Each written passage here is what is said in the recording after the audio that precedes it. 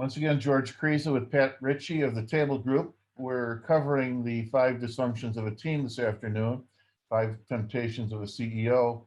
And we're now approaching the second temptation. And that second temptation is what you call a desire for harmony. And the way it manifests itself is in meetings, typically. And when you're in meetings, it seems like very natural that you want a meeting to go smoothly. And yet, why is that a problem, Pat? Well, here's what happens when you want the meeting to go just smoothly. You're going to end up having conversations where it feels like you're always looking for consensus.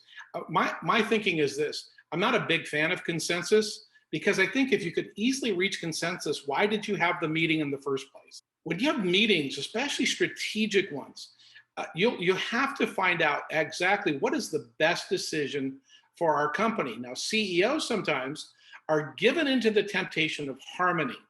When they want harmony, they're going to squash conflict with good intentions. You know, they want people to get along and like each other, and maybe they didn't like contentious meetings. But when you squash that conflict with good intentions, you may not get down to the best decisions. And what will happen is you'll kill good decision making and creativity. Some CEOs simply fear losing control if they let members of the team disagree with them or with each other. In fact, I like that. We think at the Table Group that healthy conflict, debating the difficult issues, especially the ones where they have high stakes or strong emotions, multiple options, this is important. There's a lot of money on the line, and we want to give the CEO the best insights from their team. Also, they'll be able to buy in more. We'll talk about that in the next session. But this temptation of giving in to harmony often results in a false harmony. People actually act as if they're getting along, but in reality, there's back channel politics going on all over the place. If they can't talk about it in the room, they're going to talk about it somewhere else. So silence is not golden in a meeting, is it? No, we often say silence is actually a sign of dissent. When people are quiet, that they are telling you with their silence that they don't agree with you. You want people to be able to speak up about these things.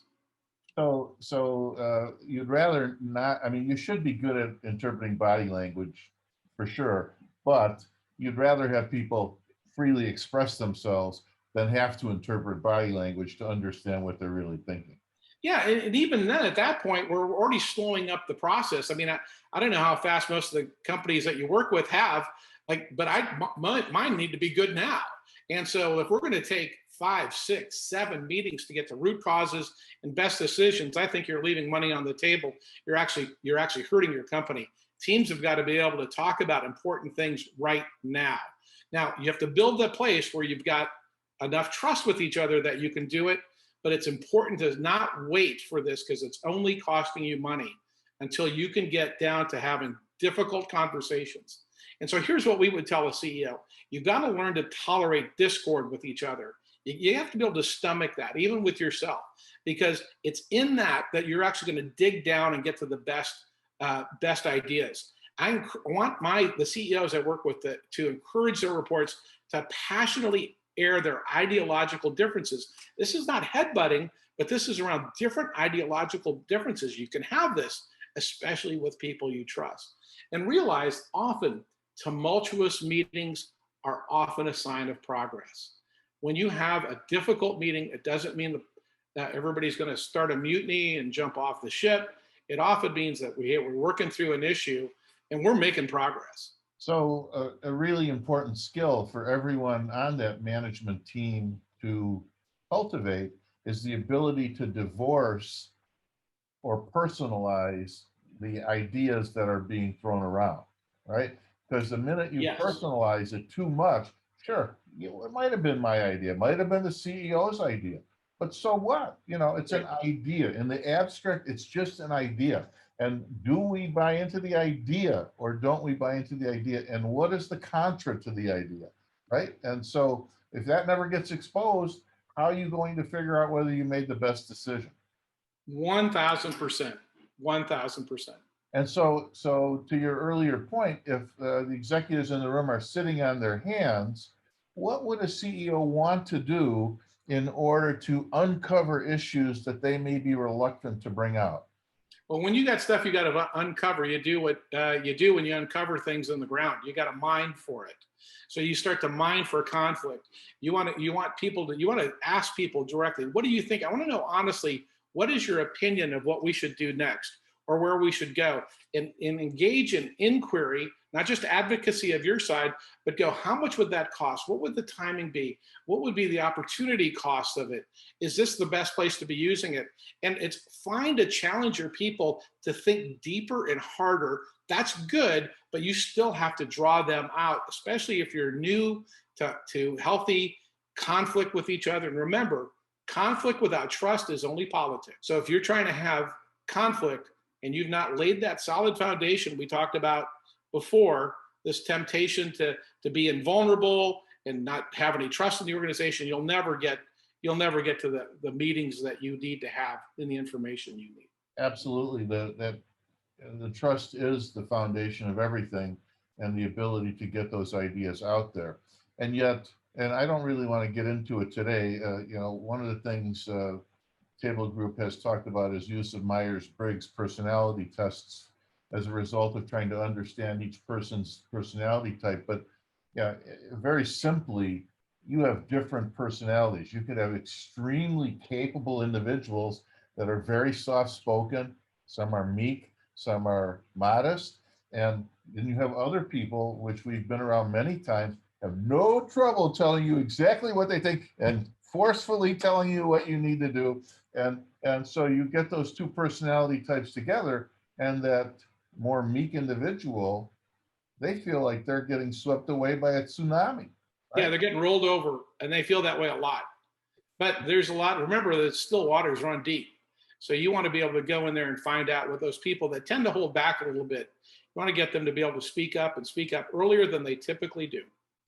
I know my experience with, I worked very hard at this particular point of mining for conflict. And I think a lot of times the more aggressive and assertive individuals on the team would look at me like, George, you're making this meeting last too long. But I didn't really care, because it's not how long is the meeting. It's did we or didn't we get out the substantive issues that are extraordinarily important. And so, if I did anything as a CEO, I spent a tremendous amount of time making sure everyone had a chance to get their thoughts out. Yeah, and George, I think time is one of those interesting things. If we don't spend enough time getting into it, it's a little bit hard for us to know if we really mined for all the things that we could. And then sometimes if people have spent a long time making a bad decision, they have a hard time letting go of it. And I've told more than one executive team, Ford spent a long time on the Edsel. So just because you spent a long time on it doesn't mean that it's good. I have seen, in trying to create that dynamic among a management team, frankly, I've seen certain individuals that are very sensitive literally crumble in meetings like this, where you have open, and very direct discussions.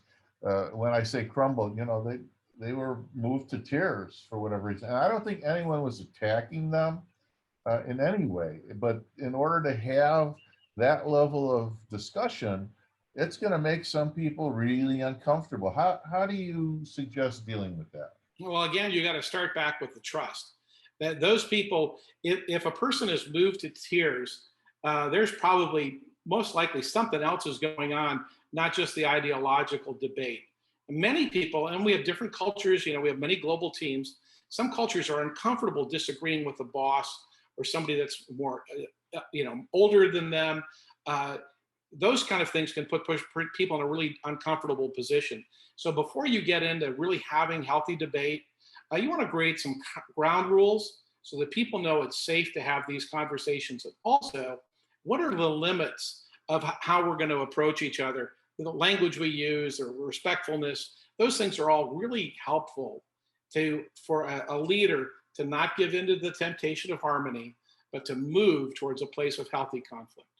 Thank you. And suffice it to say, this is a real art to pulling this off. But if you do, the results are way better, aren't they? 100%.